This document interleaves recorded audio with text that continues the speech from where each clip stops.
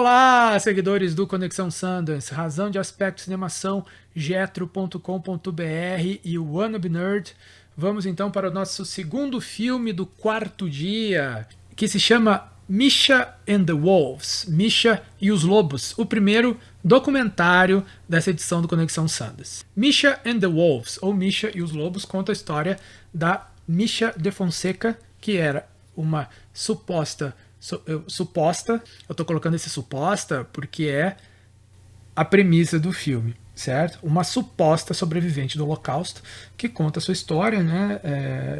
Que quando ela era criança, com 7 anos, os pais dela foram deportados para os campos de concentração, ela foi mandada para uma família adotiva que a maltratava, e com 7 anos ela fugiu de casa e ficou 4 anos caminhando pelas florestas da Bélgica, tentando chegar à Alemanha para encontrar os seus pais. Ela sobreviveu porque foi criada por uma matilha de lobos.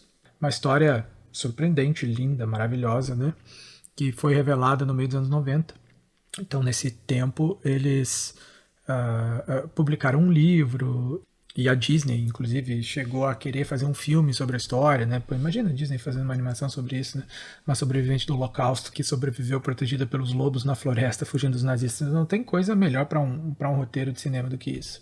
Mas no comecinho, logo o filme dá uma virada, porque quando o livro está sendo lançado e ela está para ir na Oprah, tem uma briga entre ela e a editora que acaba virando um processo judicial. E esse processo judicial fica muito difícil, muito feio, e termina que a editora, para se defender, né, perde o processo, porque afinal você tem uma vítima do Holocausto lá sendo questionada, uma velhinha, coitadinha, que está sendo roubada, ela resolve investigar se a história da Misha era mesmo verdade. E aí você vê como são as coisas, né? Como é a ganância e como são as coisas no capitalismo, né? Ninguém pensou em conferir a história quando publicaram o livro. E aí a Misha acaba ganhando os direitos e fica famosa, faz um tour na Europa. Toda a década ali de 2000 a 2010 ela virou uma celebridade das sobreviventes do Holocausto na Europa. Então o filme vai seguir essa investigação e vai discutir o que aconteceu, se não aconteceu, se era verdade ou se não era verdade. Não contarei para vocês, recomendo que vocês vejam o documentário. E é muito bom, assim, esse documentário é muito surpreendente. A história é uma loucura, né? É o tipo de coisa que você fica se perguntando, né? Como pode, né? Como uma história dessas pode acontecer do jeito que aconteceu, que eu não posso revelar qual é, né? Senão eu estrago a experiência de todo mundo. E além disso é um documentário muitíssimo bem feito, visualmente falando, né? Ele trabalha com além de usar várias imagens de arquivo, né, do Museu do Holocausto, e imagens reais do Holocausto, imagens da Segunda Guerra Mundial.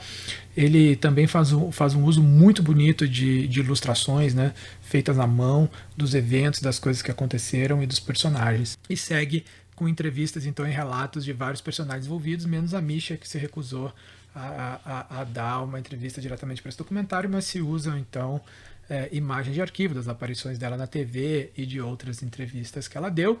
Foi uma boa experiência, é um documentário que eu recomendo e que fica, então, com Misha and the Wolves, fica, então, com a nota 4 de 5.